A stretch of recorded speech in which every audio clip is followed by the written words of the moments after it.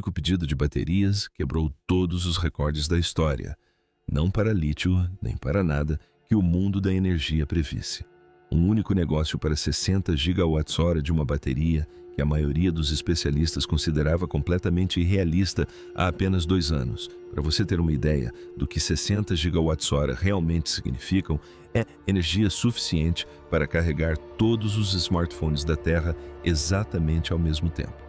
Todos, sem exceção. A empresa por trás disso não é uma startup qualquer que deu sorte. É a maior fabricante de baterias do planeta.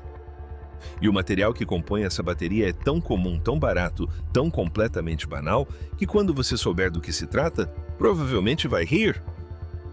É o mesmo tempero que você coloca no macarrão antes do jantar. Uma bateria feita com sal de cozinha acaba de se tornar a história tecnológica mais importante na área de energia no momento.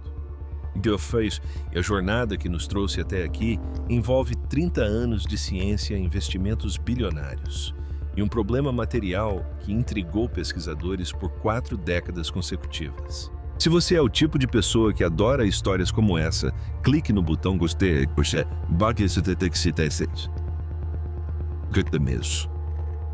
Esses vídeos exigem muito tempo e esforço para serem produzidos, e se inscrevendo no canal, você nunca perderá o próximo. Há muito o que analisar aqui.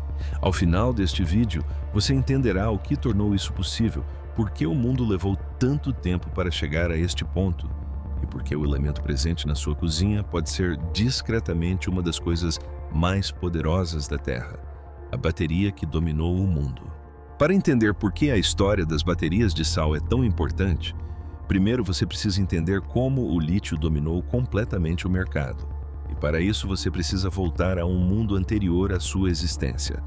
Antes do lítio dominar a energia portátil no início da década de 1990, as baterias que as pessoas usavam eram pesadas, volumosas e descarregavam rapidamente. Uma única bateria de filmadora durava cerca de 1 hora. Os laptops eram blocos grossos que mal aguentavam uma reunião. A ideia de um celular que coubesse no bolso e durasse o dia inteiro parecia realmente distante.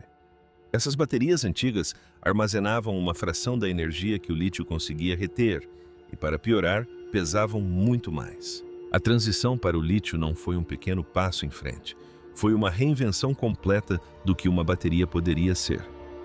O armazenamento de energia praticamente triplicou em comparação com o que existia antes.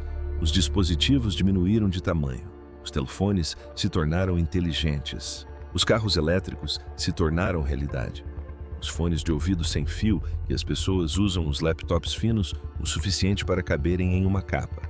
Os veículos elétricos percorrendo silenciosamente as rodovias. Nada disso seria possível sem que a química do lítio tornasse tudo isso possível primeiro. O lítio funciona tão bem devido a 2 fatores que atuam em conjunto. Primeiro, as partículas de lítio estão entre as menores e mais leves de qualquer elemento usado na química de baterias.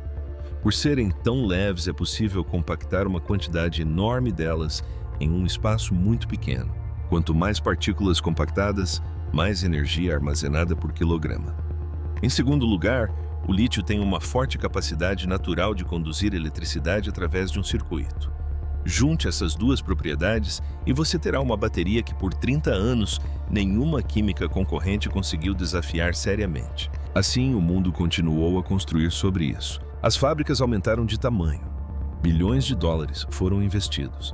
Os pesquisadores aperfeiçoaram a mesma química ano após ano. E em algum momento, toda a indústria parou de olhar para os lados e simplesmente continuou avançando em direção ao lítio. Quando algo funciona tão bem por tanto tempo, as pessoas param de se perguntar se existe algo melhor. Elas param de financiar as alternativas.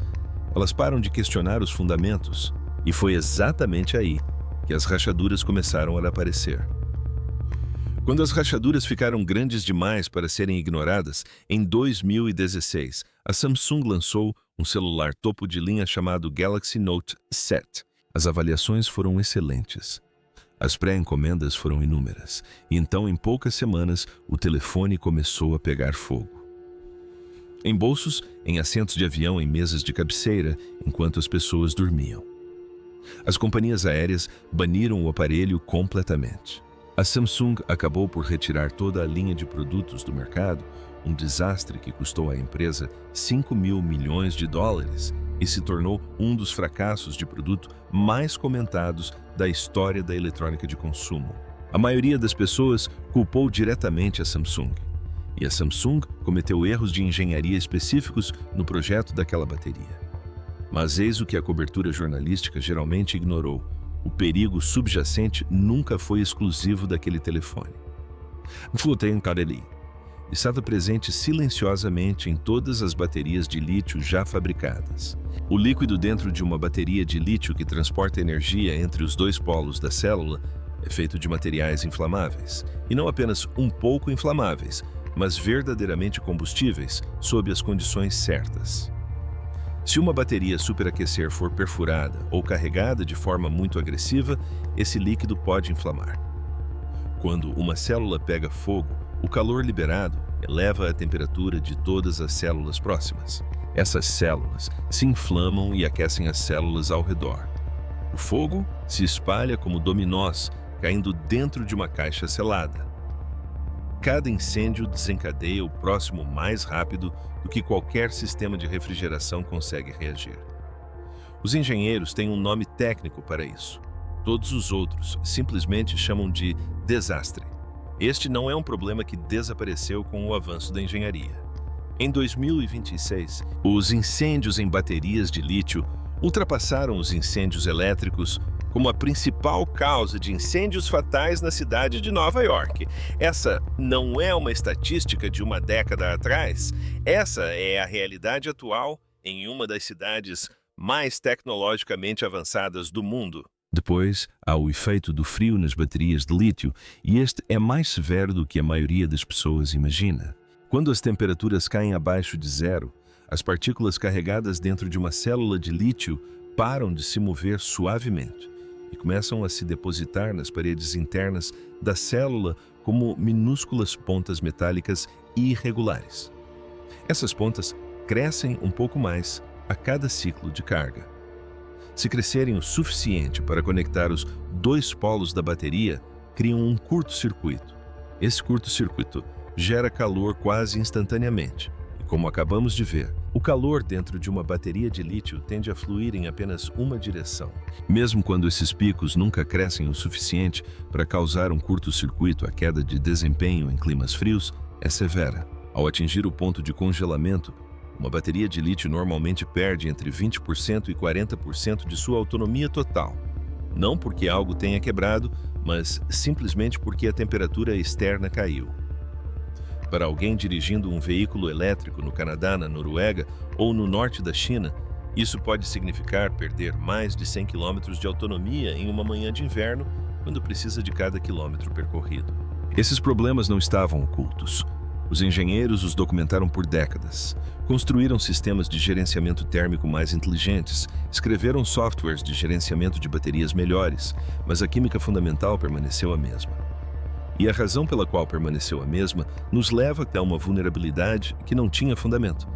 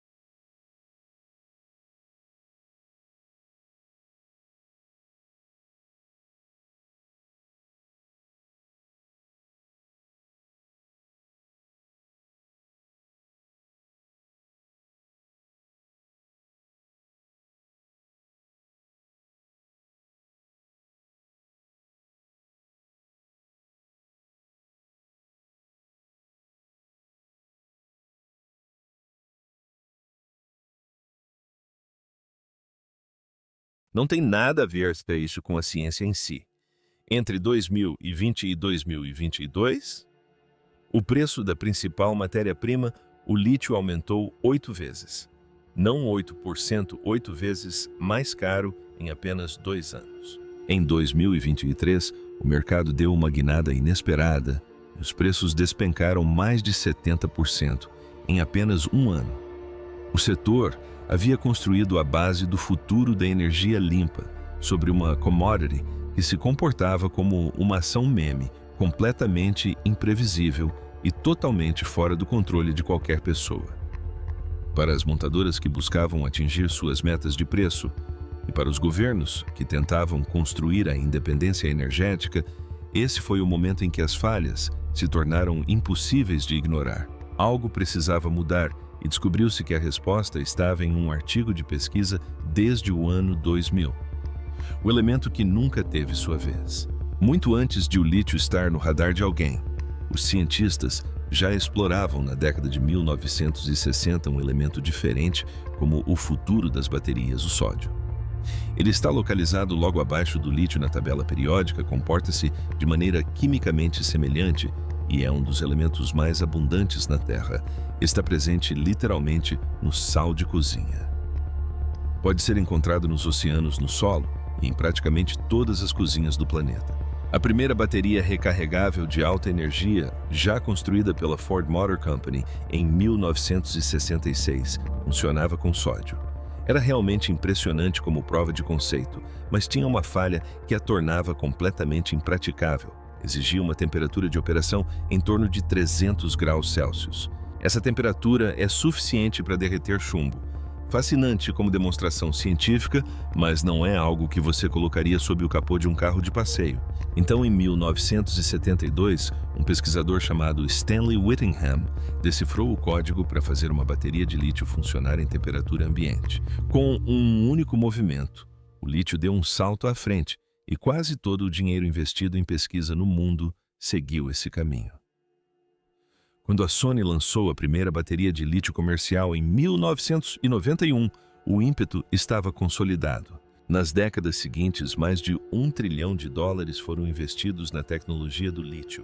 O sódio ficou de lado, não porque alguém tenha provado que era pior, mas porque a tendência apontava completamente para o outro lado.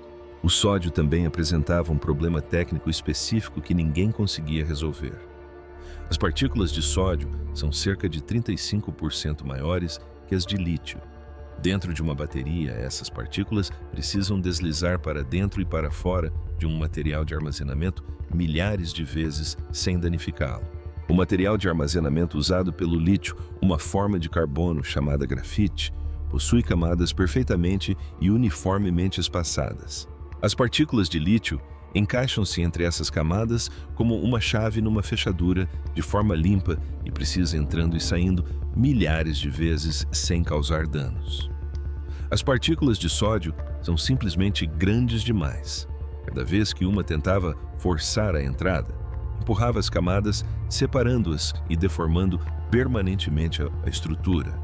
Após apenas algumas centenas de ciclos de carga, a bateria ficava tão degradada que se tornava praticamente inútil. Esse único problema material impediu que o sódio fosse considerado seriamente para fins comerciais por mais de 40 anos. Os pesquisadores continuaram tentando. Artigos continuaram sendo publicados, mas ninguém conseguia encontrar um material de armazenamento no qual as partículas de sódio pudessem permanecer, sem eventualmente se deteriorarem. Até que uma equipe no Canadá se deparou com algo completamente inesperado e silenciosamente mudou o rumo de toda a indústria. No ano 2000, pesquisadores descobriram uma forma de carbono que não se parecia nem se comportava como o grafite usado em baterias de lítio. O grafite normal, se pudéssemos dar um zoom até o nível atômico, se parece com um baralho de cartas perfeitamente empilhado. Cada camada é paralela, uniformemente espaçada e precisamente ordenada. As partículas de sódio são grandes demais para deslizar entre essas cartas sem danificá-las. O carbono duro é o oposto disso em quase todos os aspectos. Ele é produzido pelo aquecimento de material orgânico como resíduos vegetais, subprodutos agrícolas ou até mesmo glicose a temperaturas entre 1000 e 1400 graus Celsius dentro de um recipiente selado sem a presença de oxigênio. Os átomos de carbono resultantes desse processo ficam congelados em um arranjo permanentemente caótico com lacunas irregulares, minúsculos, bolsões de tamanhos variados, sem empilhamento organizado ou camadas ordenadas. Apenas uma estrutura interna densa e complexa, repleta de espaços grandes, o suficiente para acomodar confortavelmente partículas de sódio sem se desfazer com o tempo. Pela primeira vez em 40 anos, o sódio tinha um material com o qual realmente podia trabalhar. O problema que intrigava os melhores pesquisadores do mundo há 4 décadas tinha uma solução viável. Mas uma descoberta em laboratório e um produto pronto para produção em massa são duas coisas muito diferentes. O carbono duro é poroso. Sua estrutura interna irregular, justamente o que a torna útil, também faz com que ela haja como uma esponja para a umidade. Mesmo uma quantidade ínfima de água que penetra em uma célula de bateria reage com o líquido em seu interior, criando gases que destroem a célula lentamente por dentro. Em escala laboratorial, isso poderia ser controlado com cuidado. Na escala de fabricação de milhões de baterias para carros e redes elétricas, era um problema sério que precisava ser resolvido completamente. Foi aí que a CATL entrou em cena de uma forma que ninguém mais estava disposto a igualar. A CATL, maior fabricante de baterias do mundo, investiu cerca de 1,5 bilhão de dólares ao longo de 10 anos para transformar o carbono duro, uma descoberta promissora, em pesquisa em um produto comercialmente viável. A magnitude desse investimento foi extraordinária para uma área da química que a maior parte da indústria ainda considerava uma curiosidade. Sua primeira grande descoberta foi alterar a composição química da superfície do próprio carbono duro. As partes do material que naturalmente atraem e retêm água foram substituídas por compostos que a repelem ativamente. Sua segunda descoberta foi ainda mais notável. Eles desenvolveram um método para controlar o tamanho dos minúsculos compartimentos internos do carbono rígido durante o processo de fabricação com precisão na escala de um único átomo. Se esses compartimentos forem muito pequenos, as partículas de sódio não conseguirão entrar neles com eficiência suficiente para armazenar quantidades úteis de energia. Se forem muito grandes, você estará desperdiçando espaço que poderia ser usado para armazenar mais carga. Encontrar esse equilíbrio exato e mantê-lo de forma consistente em um produto fabricado em enorme escala exigiu anos de trabalho e um nível de investimento que a maioria das empresas simplesmente não estava preparada para fazer. O resultado é uma bateria chamada Naxtra. O que ela oferece surpreendeu genuinamente até mesmo aqueles que acompanhavam o desenvolvimento de perto. Em um carro de produção real, a bateria Naxtra oferece mais de 500 km de autonomia com uma única carga atingindo 80% em apenas 15 minutos. Esses não são números teóricos de um ambiente de laboratório controlado. São dados de desempenho de uma bateria que já está sendo fabricada e implementada em larga escala. A vida útil estabelece um novo padrão completamente novo. O Naxtra suporta mais de 10.000 ciclos completos de carga e descarga antes que uma degradação significativa comece a ocorrer. Isso representa aproximadamente 3 vezes a vida útil das baterias de fosfato de lítio-lítio, com as quais compete diretamente. Se você carregar esta bateria uma vez por dia, sem interrupção, ela ainda funcionará de forma confiável após 27 anos de uso diário. É no frio que o sódio realiza, algo que o lítio é fisicamente incapaz de igualar. O líquido, dentro do NaOH, a extra permanece fluido a temperaturas tão baixas quanto menos 58 graus Celsius. A menos 40 graus Celsius, a bateria ainda mantém 90% de sua capacidade total de carga. Uma bateria de lítio operando nessa mesma temperatura mal funciona, perdendo 1/3 ou mais de sua autonomia apenas devido ao ar frio externo. Para proprietários de veículos elétricos em climas frios, essa não é uma melhoria insignificante. É a diferença entre um carro que funciona durante o inverno e um que te deixa na mão nas manhãs em que você mais precisa dele. E tem o preço, e esse pode ser o fator decisivo. A Catel está produzindo células de íon sódio a cerca de $19 americanos por quilowatt-hora. As células de íon lítio normalmente custam entre $55 americanos e $70 americanos por quilowatt-hora. Essa diferença é considerável. Essa é uma estrutura de custos fundamentalmente diferente. E ao contrário do lítio, o sódio não está concentrado em um pequeno número de países. Nenhum governo controla o fornecimento. Nenhuma escassez inesperada pode fazer os preços dispararem da noite para o dia. Para as montadoras que tentam tornar os veículos elétricos acessíveis ao consumidor médio e para os governos que buscam construir infraestrutura energética que não seja refém das oscilações do mercado de commodities. Essa estabilidade vale tanto quanto o próprio preço mais baixo. Mas eis a pergunta que todos acabam fazendo isso. Significa que o lítio está com os dias contados? A resposta honesta é mais interessante do que um simples sim ou não. Duas baterias, um futuro mais inteligente. As baterias de íon sódio têm uma limitação da qual provavelmente não podem escapar completamente, e essa limitação se resume à física. Como as partículas de sódio são mais pesadas e maiores do que as de lítio, existe um limite para a quantidade de energia que se pode armazenar em um determinado peso.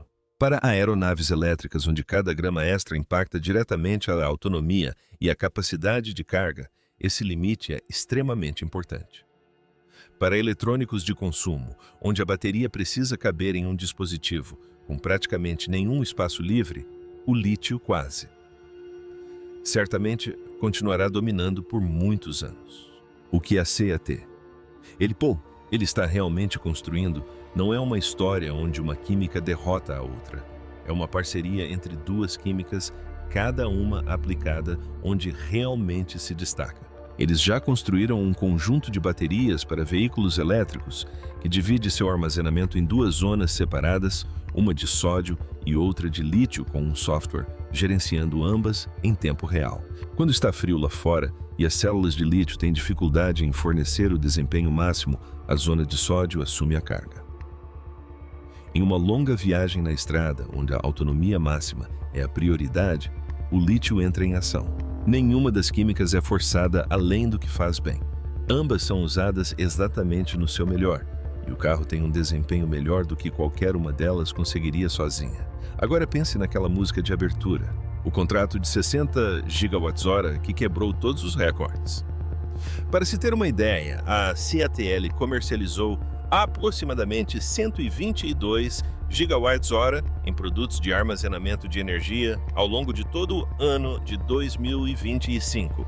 Este único pedido de íons de sódio representa aproximadamente metade da produção total daquele ano para uma tecnologia que sequer estava em produção comercial 12 meses antes da assinatura do contrato. A dimensão da confiança que esse número representa é quase difícil de assimilar. E por trás de tudo isso, há uma lição que vale a pena refletir cuidadosamente. A pesquisa sobre carbono duro que tornou essa bateria possível foi publicada no ano 2000. A ciência permaneceu em periódicos acadêmicos por mais de 2 décadas. Investimentos significativos e atenção corporativa real só surgiram em direção ao sódio em 2022, quase exatamente quando os preços do lítio explodiram e depois despencaram. E a fragilidade de toda a cadeia de suprimentos tornou-se impossível de ignorar. Os problemas com o lítio nunca foram escondidos. Elas estavam presentes na literatura de pesquisas há décadas. Os engenheiros conheciam o risco de incêndio, as limitações em climas frios e a concentração da cadeia de suprimentos. Mas quando uma tecnologia dominante apresenta resultados suficientemente bons e os lucros continuam a fluir, setores inteiros desenvolvem o forte hábito de não buscar algo melhor. A mudança exige uma razão, e essa razão precisa ser maior do que o conforto de permanecer na mesma situação. A bateria de íon sódio não surgiu do nada. Durante mais de 20 anos, o lítio permaneceu em laboratórios e artigos científicos, aguardando as condições que finalmente chamariam a atenção do mundo. Essas condições surgiram porque o lítio se tornou caro demais, volátil demais e geograficamente concentrado demais, para que fosse possível ignorar a alternativa que estivera discretamente logo abaixo dele na tabela periódica durante todo esse tempo. O futuro da energia sempre esteve no seu saleiro. Essa é a história. Se este vídeo te deu algo novo para pensar, o botão de curtir está bem ali. E isso realmente ajuda o canal mais do que a maioria das pessoas imagina. Inscreva-se e ative as notificações para ser o primeiro a saber quando o próximo vídeo for lançado. Aqui vai a minha pergunta: se um carro elétrico com bateria de sódio custasse metade do preço de um com bateria de lítio e tivesse um desempenho melhor no inverno, você o compraria? Deixe sua resposta nos comentários abaixo.